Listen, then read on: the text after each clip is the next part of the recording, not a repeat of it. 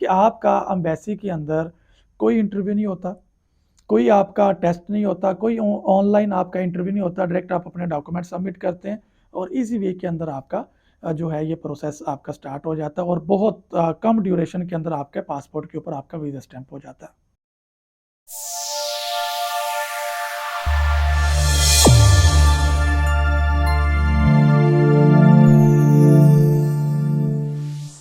अस्सलामु अलैकुम, I am Rahman Ali Faisal, welcome to Qurtuba group of companies. आज का हमारा जो टॉपिक है वो स्टडी इन आयरलैंड के हवाले से इंशाल्लाह हम बात करेंगे। मैं कोशिश करूंगा कि आपको बिल्कुल सादा अल्फाज में और इजी वे में आपको तमाम चीज़ें समझाई जाएं।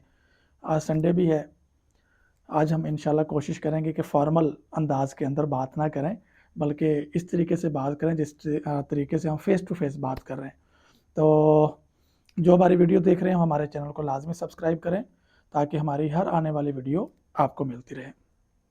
तो चलते हैं अपने टॉपिक की तरफ।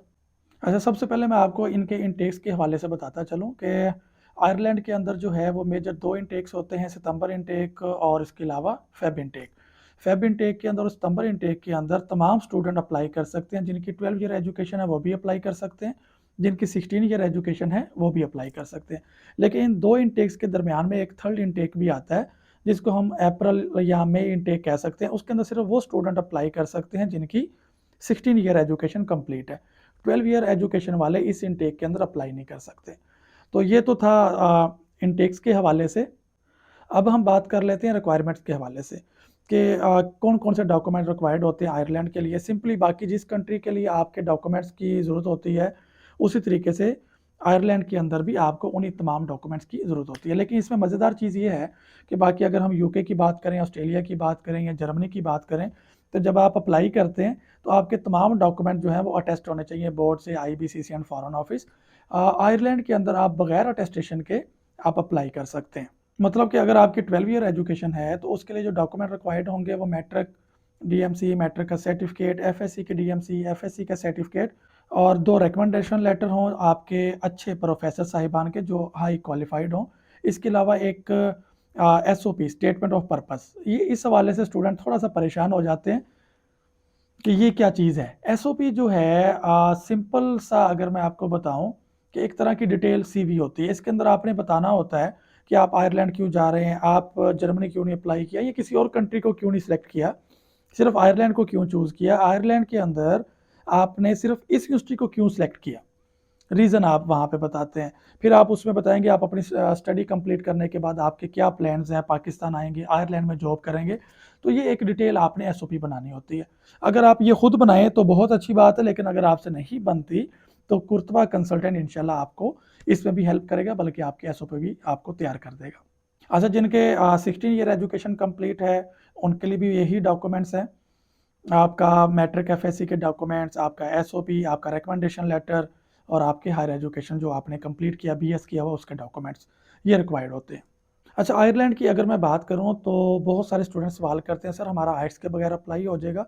तो मैं उनको बताता चलूँ कि आयरलैंड में 12 ईयर एजुकेशन के बाद या फिर आपका 16 ईयर एजुकेशन के बाद आप बगैर आइट्स के अप्लाई नहीं कर सकते। आपने आइट्स किया हो, कम से कम 12 ईयर एजुकेशन की बात करूं तो 5.5 बैंड, अगर आप 16 ईयर एजुकेशन के बाद अप्लाई कर रहे हैं तो कम से कम 6 या 6.5 बैंड आपके होने चाहिए। अगर आइट्स नहीं किया तो आपने PTE किया हो, उसके इक्वल आपका स्कोर हो। PTE नहीं किया तो आपने डिलेंगो किया हो। तो ये 3 ऑप्शन आपके पास होती हैं। तो ये आपने किया होगा तो फिर ही आपका आयरलैंड में अप्लाई हो सकता है। अच्छा, ये तो रिक्वायरमेंट थी एडमिशन अप्लाई करने के लिए। इसके अंदर एक मैं छोटी सी बात ऐड करता चलूँ। कुछ स्टूडेंट सवाल करते हैं जिन्होंने अभी आइट्स का पेपर दिया हुआ है या वो अभी तैयारी कर रहे हैं, दे रहे हैं, वो उनका क्वेश्चन ये होता है कि सर आप हमारा अप्लाई कर दें और जब आइट्स का रिजल्ट आएगा तो तब आप उसका रिजल्ट उसके साथ अटैच कर दीजिएगा। तो ऐसे अप्लाई नहीं होता जब तक आप अपने कंप्लीट डॉक्यूमेंट्स जो है ना वो आप उनको फॉरवर्ड ना करते। तो बेहतर होता है कि जब तक आपका आइट्स या PTE का रिजल्ट नहीं आता तब तक आप अप्लाई ना करें। तो तमाम डॉक्यूमेंट्स आपके रेडी हों, पूरी फाइल कंप्लीट हो, देन उसके बाद उसे अप्लाई करना चाहिए। अच्छा, अब हम बात कर लेते हैं एम्बेसी की रिक्वायरमेंट के हवाले से कि उसके अंदर आपको क्या डॉक्यूमेंट्स की ज़रूरत पेश आती है। अच्छा, उसके अंदर जो आपके डॉक्यूमेंट्स हैं मैट्रिक, FSC के या BS के, वो अटेस्ट होने चाहिए बोर्ड से, IBCC and foreign office. Foreign office मतलब कि MUFA, ministry of foreign affair से आपके अटेस्टेड हों। जो BS वाले डॉक्यूमेंट्स हैं वो आपके हायर एजुकेशन से अटेस्ट होने चाहिए, देन उसके बाद वो फॉरेन ऑफिस से भी अटेस्ट हों। इसके अलावा जो आपके एडमिशन लेटर आने के बाद जब आप अपने कॉलेज या यूनिवर्सिटी को अपनी फ़ीस सबमिट करते हैं तो उसकी स्लिप आपके पास होती है, वो भी आपने साथ लगानी है। आपने एडमिशन लेटर भी अपना साथ लगाना है। इसके अलावा 2 रिकमेंडेशन लेटर, आपका SOP और सबसे अहम चीज़ है आपकी बैंक स्टेटमेंट। बैंक स्टेटमेंट जो है वो 6 महीने यानी 6 मंथ की आपकी उसके अंदर ट्रांजैक्शन होनी चाहिए। लास्ट 1 मंथ के लिए उसके अंदर पाकिस्तानी रुपीज़ में कुछ 30 से 40 लाख रुपए उसमें हो, यानी कि 3 टू 4 मिलियन उसके अंदर मौजूद होने चाहिए। अच्छा, ये तो थी आपकी एम्बेसी की रिक्वायरमेंट्स। उसके बाद इसके अंदर एक मज़ेदार बात मैं ऐड करता चलूँ जो आपको हो सकता है कि आपके लिए ठंडी हवा का झोंका हो, जिनको नहीं पता, जिनको पता है वो तो ठीक है, जिनको नहीं पता कि आपका एम्बेसी के अंदर कोई इंटरव्यू नहीं होता, कोई आपका टेस्ट नहीं होता, कोई ऑनलाइन आपका इंटरव्यू नहीं होता, डायरेक्ट आप अपने डॉक्यूमेंट सबमिट करते हैं और इसी वीक के अंदर आपका जो है ये प्रोसेस आपका स्टार्ट हो जाता है और बहुत कम ड्यूरेशन के अंदर आपके पासपोर्ट के ऊपर आपका वीज़ा स्टैंप हो जाता है। अगर हम इसका सक्सेस रेशो की बात करें वीज़े की तो वो 90 टू 95% इनका सक्सेस रेट है। अच्छा, अब हम बात कर लेते हैं फ़ी के हवाले से कि वहाँ पे कितनी फ़ीसेस हैं आपकी यूनिवर्सिटीज़ की, आपके कॉलेजेस की। तो जो 12 ईयर एजुकेशन के बाद अप्लाई करेगा, उनकी जो फ़ीस है वो 7,000 यूरो से लेके 10,000 यूरो तक आपकी पर ईयर ट्यूशन फ़ीस होगी। जो 16 ईयर एजुकेशन के बाद अप्लाई करते हैं, उनकी 10,000 यूरो से लेके 15,000 यूरो तक आपकी पर ईयर फ़ीस होती है।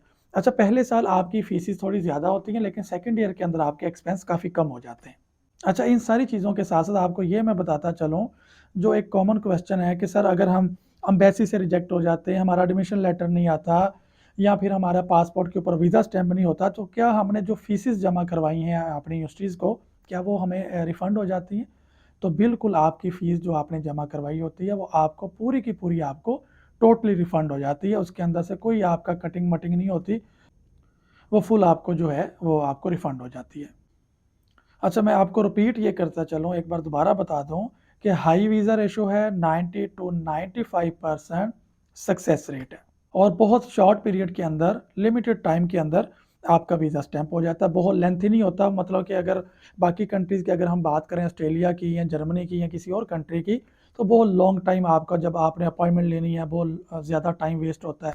अप्लाई करना है, अब फॉर एग्ज़ाम्पल जी आपने यूके की अप्लाई करना चाह रहे हैं, तो यूके के लिए सितंबर इनटेक क्लोज होने वाला, जनवरी के लास्ट में आपका एडमिशन क्लोज हो जाएंगे।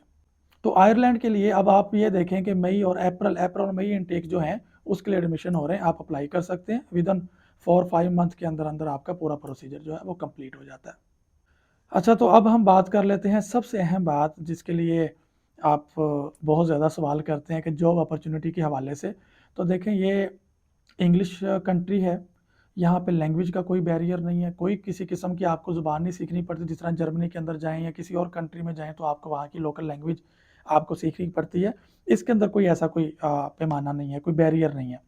तो फॉरेनर स्टूडेंट्स के लिए ईज़िली यहाँ पे जॉब मिल जाती है और एक अच्छी सैलरी के साथ। आपकी स्टडी के साथ-साथ पार्ट टाइम जॉब अलाउ होता है। जब आपका वीकेंड होता है तो आप फुल टाइम जॉब कर सकते हैं। जब आप सेमेस्टर आपका कंप्लीट होता है, आपको छुट्टियाँ होती हैं, तो उसके अंदर भी आप फुल टाइम जॉब कर सकते हैं।